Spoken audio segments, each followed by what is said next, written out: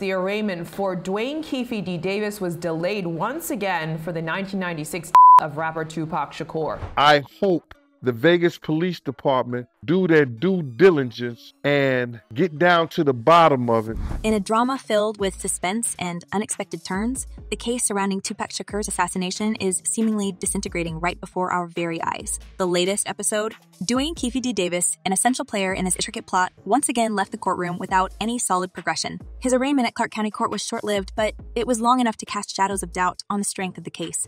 And he asked for a 2-week delay because he said he's still finalizing the representation agreement with Dwayne Davis. Now, let's dissect the crumbling state of affairs. Insiders and police sources whisper of key witnesses turning their backs, refusing to stand and testify.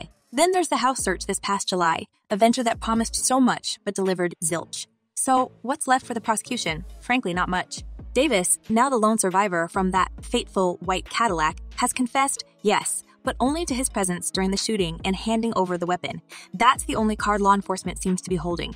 And it's a card that might not play well in court.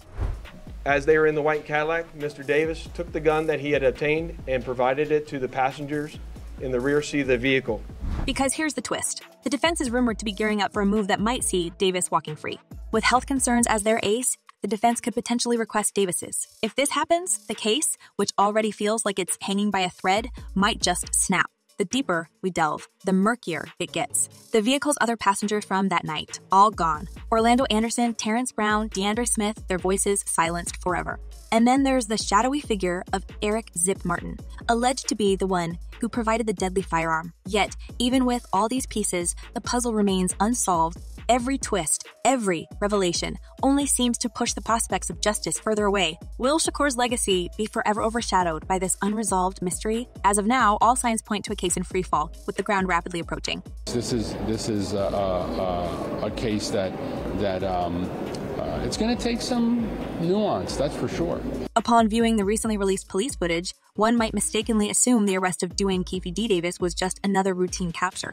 The calm and almost nonchalant demeanor of Davis as he was taken into custody by the Las Vegas Metropolitan Police Department might surprise many, given the gravity of the charge. The long-standing assassination, case of rap icon Tupac Shakur, the very way Davis remarks, they didn't make a scene like last time, referencing a previous police raid and his rather mundane complaint about being thirsty as hell during the arrest, seems to suggest a man not too perturbed about his imminent prosecution.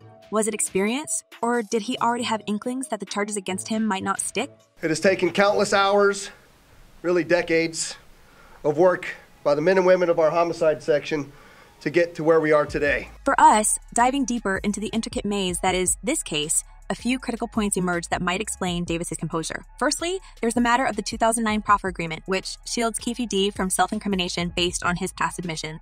This legal shield essentially means that much of what he has previously confessed outside the courtroom can't be used against him. It's a layer of protection that casts doubt on whether he'll ever admit guilt in a legal setting, presenting a potentially insurmountable challenge for the prosecution. Cops know you do not mess with the evidence. Another central point is Davis's admission about his role in that fateful night in 1996. According to Keefe D confessed to furnishing the weapon used in the drive by shooting, he consistently denies pulling the trigger.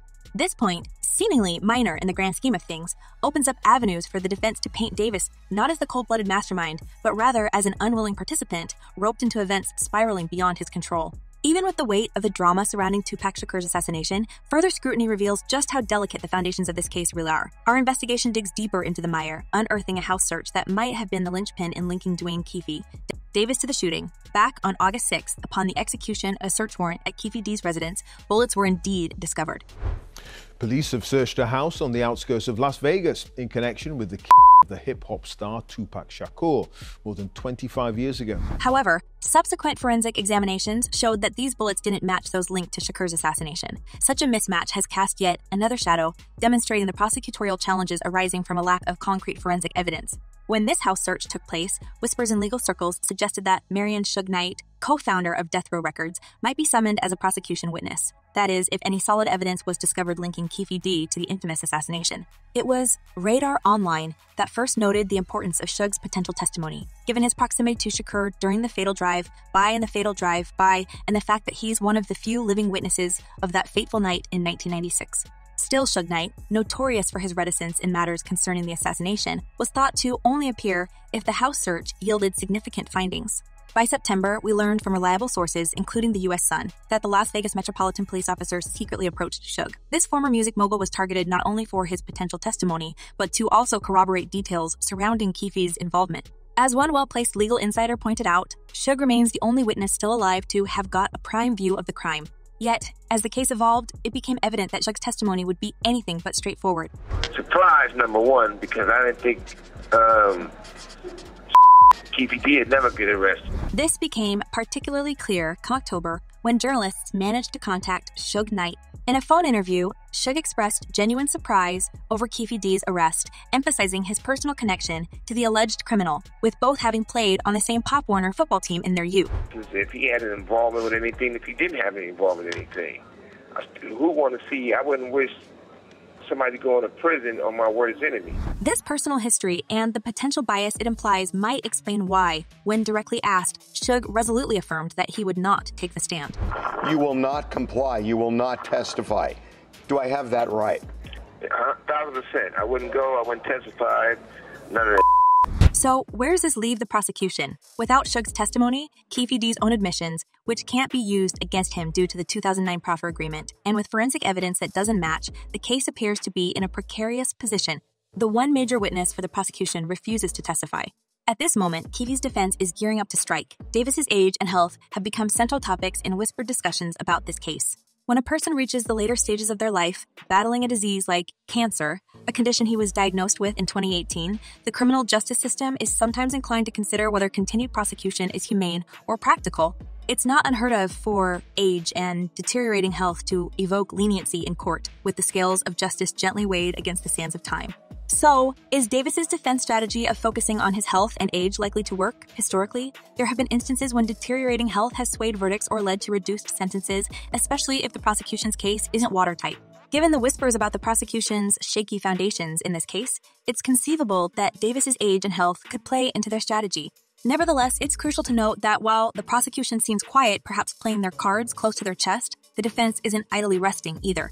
There have been whispers, sourced close to the matter, suggesting that the defense might emphasize Davis's lack of direct involvement in the shooting. Couple this with his health condition, and you have a defense double. Whammy! Keefe D might be portrayed as a man unintentionally dragged into a tragic sequence of events, now facing the twilight of his life with a severe health condition. Our deep dive into this convoluted saga reveals just how labyrinthine the pursuit of justice can be. The question now looms large. Will the prosecutors bring this long, drawn case to a decisive conclusion, or is it destined to disintegrate, leaving behind more questions than answers? As we continue to track developments, the quest for the truth about Tupac Shakur's assassination remains as elusive as ever. For 27 years, the family of Tupac Shakur has been waiting for justice. The saga surrounding Tupac's assassination has fans around the globe clinging to every twist and turn. As the layers peel back and the prosecution's foundation appears increasingly brittle, many are voicing their sentiments online, pouring out their frustration, hope, and theories. A particularly poignant comment on Twitter read, "I just hope they have a strong case." Keefe was out here bragging for years. This sentiment encapsulates the collective sentiment of many fans who've watched Davis seemingly flaunt his connection to the case without repercussion. The burning question is whether all his past statements might finally catch up with him in the courtroom.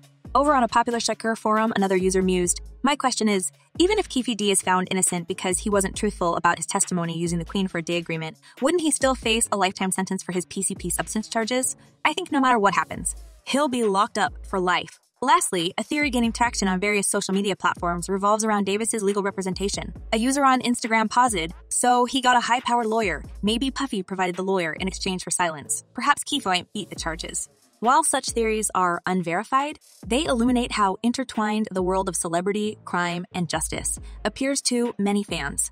From our investigation, it's clear that while opinions diverge, a common thread persists, an intense desire for justice to be served. The legacy of Tupac Shakur weighs heavily on the collective conscience, with fans eagerly dissecting every revelation in their quest for closure.